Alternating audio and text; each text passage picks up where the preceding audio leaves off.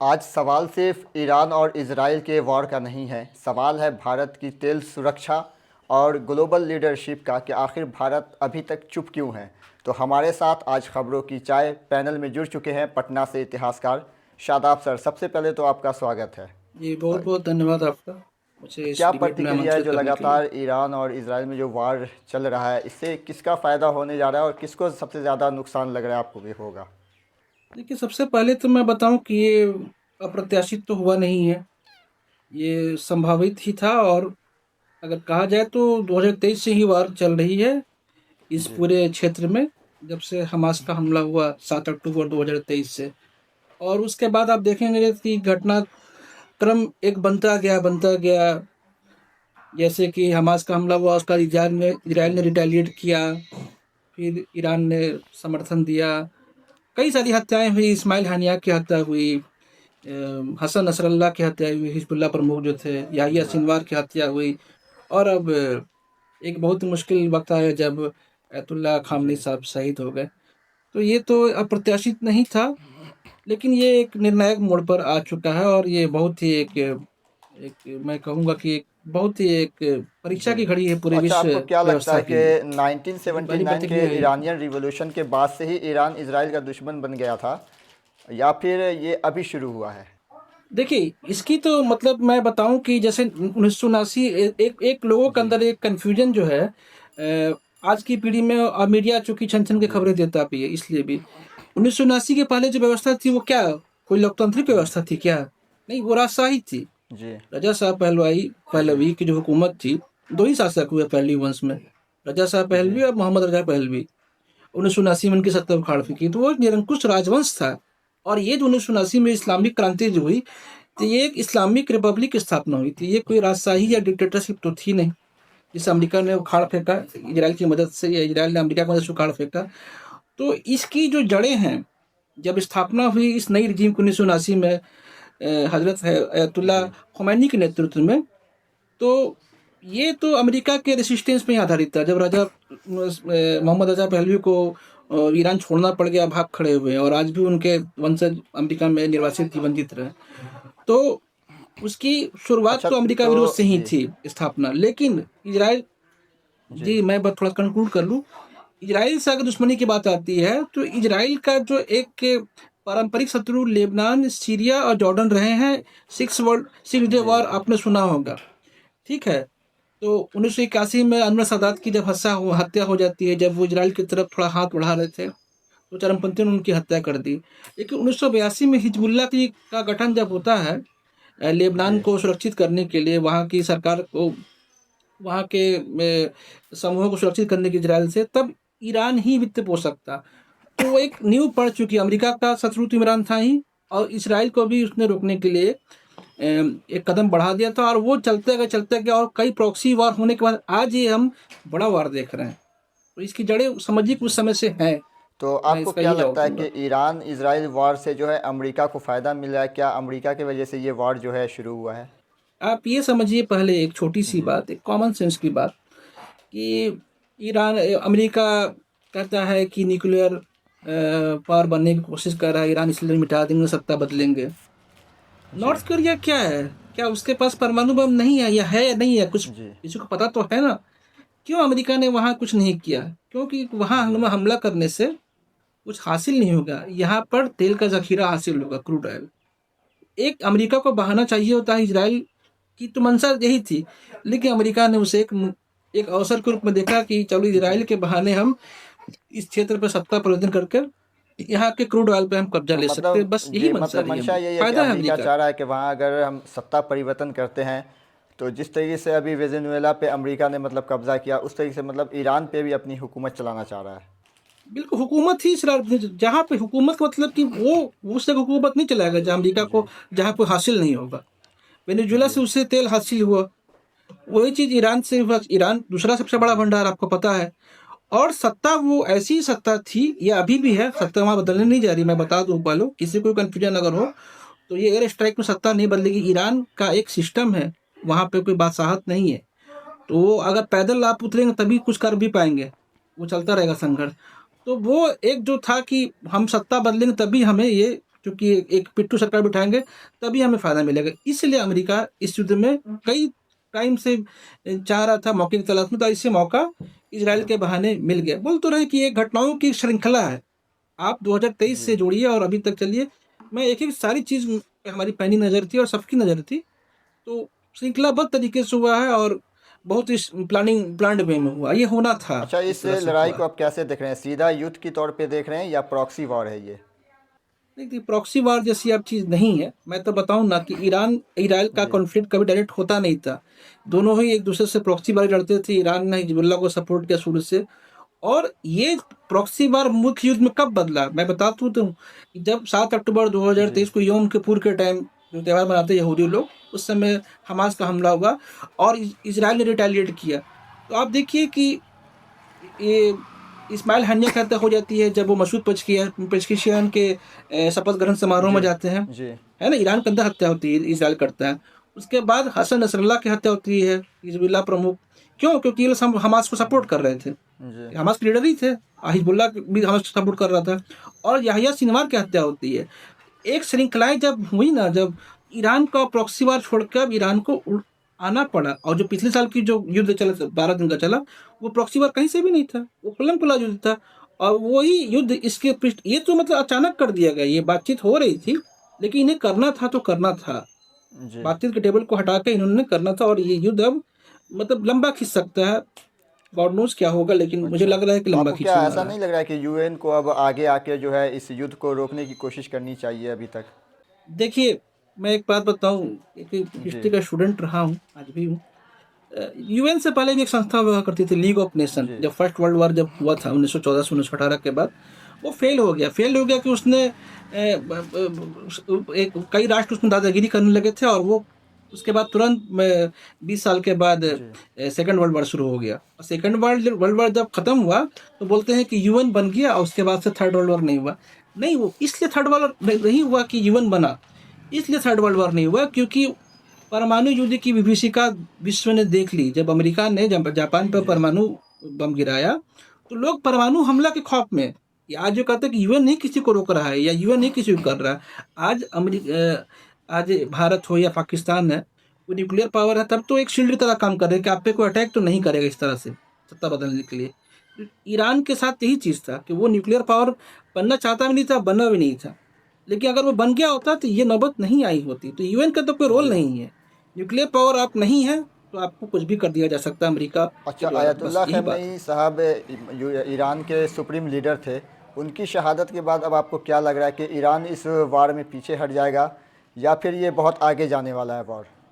देखिए, मैं तो ऐसे मुझे कहना नहीं चाहिए, लेकिन मुझे तो ऐसा लगता है कि एक पर्सनल जी। लॉस की तरह मैं देख रहा हूँ कल से। क्योंकि आयतुल्लाह खामनेई साहब का जो लाइफ जो रहा है, वो एक डेडिकेशन के साथ चला है, उन्नीस एक मिशन के साथ चला है। वो जी। 37 साल से सत्ता में थे, और सत्ता क्या क्या रहबर थे। वो ईरान के सुप्रीम लीडर थे, और पूरी दुनिया के मुसलमानों के लिए एक बहुत बड़े वो चीज़ थे। तो मैं तो ये कहूँगा कि उनका जाना ईरान का पूरी मुस्लिम दुनिया भी बर्दाश्त नहीं कर सकती। तो ये तो ये तो लारीजानी ने कहा भी है अभी फिलहाल कि ये तो अमेरिका अगर बातचीत की पेश जी। करके तब भी बातचीत नहीं करेंगे। और चाहे जो भी तबाही हो, लेकिन एक संप्रभु राष्ट्र को और एक सुप्रीम लीडर को अगर इस तरह से असैसिनेट किया जाएगा, तो ये तो फिर लंबा जाने वाला है, मुझे लगता है। क्योंकि उनका मिशन था, वो चल रहे थे उस मिशन पे कि ये चीज़ होना था, इस चीज़ के लिए तैयार बैठे थे। आप जी। समझिए कि वो अचानक अब नहीं हुआ, तो अभी वॉज आपने जैसे रेडी। बताया उसमें जैसे देखा जाए अगर तो जैसे यूएई है, दुबई है, कतर है, बहरीन वगैरह जो है उन पे भी ईरान लगातार जो है अमेरिकी एयरबेस उस पे जो है हमला कर रहा है। तो आखिर क्या वजह हो सकती है कि यूएई जितनी भी मतलब सुन्नी कंट्री है वो ईरान के सपोर्ट में क्यों नहीं खड़ी उतरी है अभी तक? देखिए, अब देखिए, यही तो दिक्कत है वेस्टर्न जी। वर्ल्ड का या मीडिया की। सुन्नी शिया में बांट दे रहे, ठीक है, सुन्नी और शिया दो जी। ब्रांच हैं, सेक्ट हैं। लेकिन यहाँ शिया सुन्नी का किसी कन्फ्लिक्ट नहीं। आप ये देखिए कि ईरान जी। में बादशाहत नहीं थे, इसलिए वो जी। अमेरिका के गुलामी नहीं किए। ये जितने देश है, ये सब बादशाहत वाले देश हैं। ये अपनी बादशाहत जनता के खिलाफ है, अमेरिका के जी। जनता में सपोर्ट नहीं है अमेरिका की, चाहे सऊदी हो कतर हो। लेकिन जो जो बादशाहत जो इनके जो हुक्मरान है, इनको अपनी सत्ता बचानी है, इसलिए ये अमेरिका को अपना एयर बेस देते हैं। तो जब आप एयर बेस दीजिएगा मुझे मारने के लिए, जी। तो मैं आपके एयर बेस पे अटैक नहीं करूंगा। और आप सिया सुन्नी का नाम जो दीजिए, लेकिन मुझे नहीं लगता ये सिर्फ अपनी आत्मरक्षा के लिए ईरान ने किया, अब पूरी तरह से सही जी, किया है। अच्छा, अगर स्ट्रेट ऑफ हार्मोज बंद होता है तो क्या लगता है भारत पे इसका असर पड़ेगा, क्योंकि भारत अपनी तेल की बड़ी ज़रूरत जो है वो गल्फ़ से ही पूरी करता है। बिल्कुल, देखिए ये बहुत अच्छा सवाल जी। है। स्टेट ऑफ हॉर्मुज़ जो है भारत पे नहीं, पूरे विश्व के व्यापार पर असर पड़ने वाला है। और आज हमें उस बुजुर्ग को याद करना चाहिए, उनके पास बहुत कुछ था। State ji. ऑफ हॉर्मुज़ बंद करा सकते थे, आयतुल्लाह खामनी साहब की बात कर रहा हूँ, और पूरा ठप पड़ जाता जी। सब कुछ। लेकिन उन्होंने कभी वैसा चाहा नहीं, और मुझे ऐसा लगता नहीं कि ऐसा ईरान की सत्ता अभी जो चल रही है वो भी करेगी। लेकिन अगर खुदा ना खास्ता ऐसा हो तो भाई ज़ाहिर-सी बात है, जब रास्ते चेंज हो गए तो आपको ट्रांसपोर्टेशन महँगा पड़ेगा, चीज़ें महँगी होगी, तेल क्या हर चीज़ महँगी हो जाएगी। एकदम से इकोनॉमी में भूचाल आ जाएगा। सिर्फ़ भारत की बात नहीं है, हम पूरी इधर जितनी भी वेस्ट एशिया से जितना व्यापार हो रहा है सबकी सब अफेक्ट। जैसे आप स्वेज़ नहर जी। की बात कर रहे हैं, अगर वो रोक दे तो क्या होगा दुनिया का? उस तरह की बात है। तो आखिर क्या लग रहा है कि अभी तक भारत के जो हमारे प्रधानमंत्री हैं नरेंद्र मोदी जी, उनकी तरफ से मतलब खamenei साहब की मौत के बाद जो है कोई भी एक भी मतलब टिप्पणी जो है उन्होंने अभी तक नहीं किया, इस पे कोई ट्वीट नहीं आया है। क्या वजह लग रही है इसके पीछे? नहीं, ट्वीट तो बहुत छोटी चीज़ है। एक मतलब कि बाकायदा जी। एक प्रेस कॉन्फ्रेंस तो खैर करते नहीं है, लेकिन एक मतलब कि इनका एक आना चाहिए था, स्टेटमेंट की तरह जी, कि क्योंकि ईरान गलत बहुत कंडेम पुराना करना चाहिए साथी भी था। रहा है भारत ये का। दुर्भाग्यपूर्ण है। ये मैं तो अभी घर में जाऊँ तो ईरान अब है, मैं फ़ारस की बात कर रहा हूँ। फ़ारस के साथ भारत के जी। सैकड़ों जी। साल के सांस्कृतिक रिश्ते रहे हैं। मुल्ला बहबानी नाम के एक जी। धर्माचार्य आए थे मध्यकाल के में, और उस टाइम से फारसी का लफ्ज हिंदी है, जी। हिंदी से हिंदुस्तान बना। आप समझिए, वो सिंध को हिंद बोलते थे, हिंद से हिंदी व हिंदू से ये सब। आप उससे ईरान को आपने अकेला छोड़ दिया, और अकेला क्या छोड़ जी। दिया आपने, दो शब्द नहीं बोले।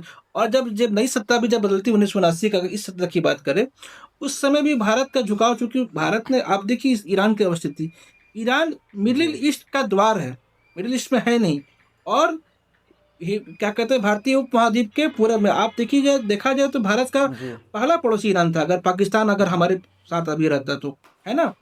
तो आप ईरान के साथ हमारे बहुत गजब के मतलब एक पड़ोसी का रिलेशन होता है ना, कि ट्रेड होता था, सब कुछ होता था, सब कुछ होता था। तो उसको उस तौर से भी देखा जाए, और अभी भी जब मिडिल ईस्ट के एक बफर स्टेट के तौर पे भी 1979 से जो जी। जब सत्ता वहाँ बदली, तो भी भारत सरकार ने उसी तरह देखा, और बहुत फला फूला हमारा रिश्ता।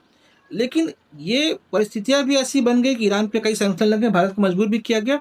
और कुछ दुर्बलताएं हैं हमारे राजनीतिक नेतृत्व की, कि दो शब्द नहीं बोला जा सका। जिस ईरान ने आपका जी। कदम कदम पर साथ दिया, आपको सस्ता क्रूड डाल दिया, सब कुछ जी। सामने है, मैं क्या बोलूं। और ये बहुत तो अब दुर्भाग्यपूर्ण ऐसा है। नहीं लग रहा है कि अब वक्त आ गया है कि भारत को शांति मध्यस्थ की भूमिका निभानी चाहिए इस जंग में? मैं तो बोलूँगा कि ईरान को अगर किसी ने अगर नहीं साथ दिया, जी। तो भारत की तो मैं बात नहीं करूँगा ज़्यादा। चाइना की बात करूँ, रूस तो फँसा हुआ है। चाइना जिसने जी। चोरी छिपे ईरान से सस्ता तेल खरीदा, जब इस पे सैंक्शन लग गए, और एक बयान जारी करके अलग हो गया। क्या अमेरिका पे दबाव नहीं बना सकता था चाइना? भारत की मैं जी। भूमिका मैं बहुत ज़्यादा नहीं मानता हूँ। बस इतना कह सकता हूँ कि जब ईरान ने एक बार ओआईसी में पाकिस्तान प्रस्ताव लेके जा रहा था कश्मीर मुद्दे पर, और यूएन में लेके आता, तो ईरान ने उसका विरोध किया था। तो भारत को उस तरह की चीज़ों जी। में कम से कम पहल दिखाना जी। चाहिए। इतना तो भारत कर सकता था। लेकिन जो मुख्य रोल है वो या चाइना जैसे फिर देशों भारत का जो होना है चाहिए। न्यूट्रल रह के ही ये सब देखना चाह रहा है अभी कि क्या होगा नहीं होगा, तो न्यूट्रल रहना जो है ज़्यादा बेहतर समझ रहा है भारत सरकार? न्यू न्यूट्रल रहना बेहतर नहीं है, न्यूट्रल रहना इनकी मजबूरी जी। है। अफ़सोस न्यूट्रल मैं क्या क बोलता हूँ कि आप अगर मैं अगर सही को सही और गलत को गलत कहना कर दें, तो जी। ये न्यूट्रलिटी किस काम की? ठीक है, इंटरनेशनल रिलेशन में बहुत सी चीज़ होता है कि अपने हितों को देखा जाता है। लेकिन जब पानी सर से निकल, पाकिस्तान ने भी तो कंडेम किया। क्या पाकिस्तान अमेरिका का दोस्त नहीं जी। है? बहुत हमसे अच्छे रिलेशन पाकिस्तान मेंटेन करता है। कंडेम तो किया है। तो मुझे नहीं लगता कि न्यूट्रल होने की क्या वजह है। जी। होना नहीं चाहिए था या न्यूट्रल। फिर दो वजह तो हो सकती है ना, क्योंकि इसराइल से जो है डिफेंस पार्टनरशिप है भारत की, और ईरान से एनर्जी पार्टनरशिप है, तो हो सकता है इस वजह से भी भारत अभी तक न्यूट्रल हो। देखिए, न्यूट्रल इजराइल तो जुम्मा जी। जुम्मा 8 दिन से हमारा दोस्त बना है। जी। रूस तो हमारा पुराना दोस्त था। रूस से तेल ना लेने के लिए अमेरिका ने कितना दबाव जी। बनाया, या आज भी बना ही रहा है। अभी बहुत ट्रेड डील या जितना रशिया यूक्रेन वार हुआ, अमेरिका ने तमाम दबाव बनाया। भारत क्या झुका बहुत फुल के का, अभी बहुत ट्रेड डील हो भी रही है, तो रूस जैसे दोस्त को तो भारत ने कभी छोड़ा नहीं, जिसका इतना पुराना दोस्ती था। इजराइल क्या दोस्त बना जिसको छोड़ना है पकड़ना है? इजराइल से आपका कितना व्यापार हो सकता है जो रूस के साथ है? तो ये तो बेबुनियाद बात है कि इजराइल के प्रभाव में ऐसा किया है भारत ने, चुप चुप रहा है। और अमेरिका का जी प्रभाव हो भी सकता है, कुछ और भी बातें हैं मीडिया रिपोर्ट में ठगी छुपी, जी आप सब जानते हैं, कुछ भी हो सकता है, पता नहीं, लेकिन मुझे ये कहीं से जी। जस्टिफाइड नहीं लगता है। तो इस जंग का मिडिल ईस्ट पर क्या असर पड़ने वाला है? क्या ये जंग की वजह से पूरा मिडिल ईस्ट जो है झुलस जाएगा इस जंग में? देखिए, असर क्या होगा कि अभी थोड़ा सा दूर तक है कि इसराइल जी जो लड़ाई जो लड़ रहा है, इसराइल तो पैदा ही 80 साल से है लगभग, समझिए 1948 की। लेकिन ये जो जी जंग तो 2000 साल की है, और जो लक्ष्य जो लेके चल रहे हैं यहूदी, उनका लक्ष्य क्या है सबको पता है, जो भी इतिहास पढ़ते हैं, जी सिर्फ मुसलमान की बात नहीं कर रहा हूँ। तो अभी अगर खुदा न खास्ता ईरान उसका निवाला बन रहा है, जी तो आप भी उसके जद में आएंगे, तो मिडिल ईस्ट पे क्या असर पड़ेगा? वह अभी हुक्मरान उस टाइम के लिए अपने आप को सुरक्षित मान ले, लेकिन वो जो कहा राष्ट्र इंद्र ने कहा ना कि खाली जी यहाँ जी। हमारा ही मकान थोड़ी ही है। तो वही चीज़ है, वो जद में सब कहने वाले हैं, अगर नहीं रोका गया, नहीं इसको टाला गया, तो बहुत नुकसान है, बहुत तबाही मचेगी। हमें इल्म उतना नहीं है कि क्या होगा, तो लेकिन अगर ये अच्छा नहीं युद्ध होने जो है वाला अगर है। ईरान इजराइल का लंबा चलता है तो भारत की अर्थव्यवस्था पे इसका क्या असर पड़ने वाला है? पूरे विश्व की आप मैं बताऊं कि जी सेंसेक्स कल धड़ाम से नीचे गिर गया, सिर्फ भारत की नहीं, भारत की तो अर्थव्यवस्था वैसे भी अभी जी टैक्स उलट ही रही है, क्योंकि अमेरिका से जो ट्रेड डील इतनी खराब खराब हुई है, वेनेजुएला का आपको तेल लेना पड़ेगा। और आपको बता दूं, मैं थोड़ा सा सब्जेक्ट से अलग हट के आ रहा हूँ, चूंकि अर्थव्यवस्था की बात आ रही है। उस तेल को परिष्कृत करने के लिए, यानी कि उसका प्यूरिफिकेशन करने के लिए हमारे पास न्यूक्लियर प्लांट नहीं है, तो तेल की कीमतें तो भारत में ऐसे ही बढ़ने वाली हैं। ठीक है, और ये इस युद्ध का तो इम्पैक्ट मतलब भारत के पूरी दुनिया पे पड़ने वाला है, क्योंकि ईरान एक दूसरा सबसे बड़ा भंडार है, और आपने उसको जी। मतलब पूरी तरह डिस्टर्ब कर दिया, तो ये तो मतलब कि ये सबको सबको प्रभावित करेगा, कम ज़्यादा लेकिन सबको प्रभावित तो करेगा, और भारत के भारत लिए भी ये उसमें मौका नहीं है कि ग्लोबल चपेट में है। लीडरशिप दिखाने का भारत के पास एक अच्छा मौका है? नहीं, भारत के पास अनफॉर्चुनेटली वो मादा जी नहीं है, मौका तो है, वो मादा नहीं है कि वो ग्लोबल लीडरशिप दिखा दे। अब मैं कहूँगा कि अगर कोई कह दे किसी पार्टी, आप इंदिरा गांधी की आप डिप्लोमेसी उठा के देख लीजिए, या अटल बिहारी वाजपेयी की भी, ऐसा नहीं है, वो लोग बोल देते थे। मनमोहन सिंह ने बोला है कई बार कि जब जब अमेरिका ने गलत किया, इजराइल ने किया, तो आप लेकिन यहाँ तो हमारे प्रधानमंत्री कुछ बोलते नहीं। 2016 जी के बाद ईरान गए नहीं है वो, अब इजराइल 2017 में गए, फिर अभी होकर आए। ठीक है, और ईरान के साथ हमारा व्यापार ठंडा पड़ते गया पड़ते गया पड़ते गया, आज के डेट पे तो कुछ है ही नहीं। तो ग्लोबल लीडर का तो बनने का तो सवाल ही नहीं होता है मेरे ख्याल से। नहीं, अगर कुछ चमत्कार हो जाए तो हो जाए, लेकिन कोई रास्ता दिखता नहीं है मुझे कि भारत इस मुद्दे को कहाँ पे। मैं आपको बताऊं छोटी सी बात, युद्ध अपराध के लिए इजराइल को के लिए खिलाफ वोटिंग हो रही थी 2021 की, जब वार हो रही थी, मतलब उसमें जब फलस्तीन में बम गिरा रहे थे इजराइल, रमजान का ही महीना था। युद्ध अपराध के लिए भारत को कहा गया था आप पार्टिसिपेट कीजिए, वोट से भाग गया इंडिया। तो आप क्या कहेंगे, वोटिंग में नहीं पार्टिसिपेट तो करते इस हैं युद्ध आप? गाजा पे आपने कभी मजम्मत की जी कि गाजा में जो 80,000 लोग मारे गए बेगुनाह थे? कभी नहीं, जी। ऑफिशियल स्टेटमेंट नहीं आती, यहाँ पे तो सवाल ही नहीं है। तो इस युद्ध से क्या लग रहा है कि पूरी दुनिया की जो आम जनता है उन पे क्या असर पड़ने वाला है? क्योंकि जब युद्ध शुरू हुआ है तो उससे तो बहुत नुकसान भी होगा, तो क्या लग रहा है कि आम जनता की जेब पे क्या असर पड़ेगा इसका? देखिए, अभी तो सबसे मैं बताऊं कि सबसे बड़ा तो एक जो मुसलमान उम्मा है, उनकी सेंटिमेंट्स तो हट हुए हैं, जी मैं खुद उसमें से एक हूँ। तो भावना, सबसे बड़ा तो हमारी सेंटिमेंट्स हट हुई है। एक के बुजुर्ग जो आपने इस पे खड़ा था, और इस तरह से आपने उसको ये कर दिया, एक एक एक इसकी बात भी है कि लग रहा है कि मतलब ईरान तो बदला लेगा ही, जी हमारी भावना भी बहुत आहत हुई है। और जनता की जो हालत होती है वो हुक्मरान तय करते हैं, अब जैसी सत्ता होगी उसके अनुसार जनता का बिहेवियर होगा। आप दिखा के जी भी आक्रोश क्या कर पाएंगे? एक बात बोल रहा हूँ, हम तो जी डेमोक्रेसी में हम बोल भी जी। रहे हैं, कई जगह पे आवाज दबा दिया जाता होगा, तो हम क्या कर सकते हैं? क्योंकि भारत के जो है बहुत सारे लोग जो हैं वो गल्फ़ में काम करते हैं, तो आखिर कहीं ना कहीं उनको भी डर लग रहा होगा एक इस युद्ध को लेकर के। देखिए, ईरान की तो अर्थव्यवस्था वैसी नहीं थी, भारत के वहाँ नागरिक वहाँ भी थे। लेकिन अभी मैं इतना जान रहा, मुझे एक, अंदाज से ऐसा लगता है कि सऊदी अरब या बहरीन या कुवैत की अर्थव्यवस्था पे बहुत असर नहीं पड़ने वाला है, क्योंकि वो साइड साइड से ही बातें होंगी जो भी होगा। वो अभी उनका टारगेट, जैसे कि इजराइल और अमेरिका है, अमेरिका से तो खैर वो लड़ नहीं पा रहे, इजराइल से ही लड़ रहे हैं।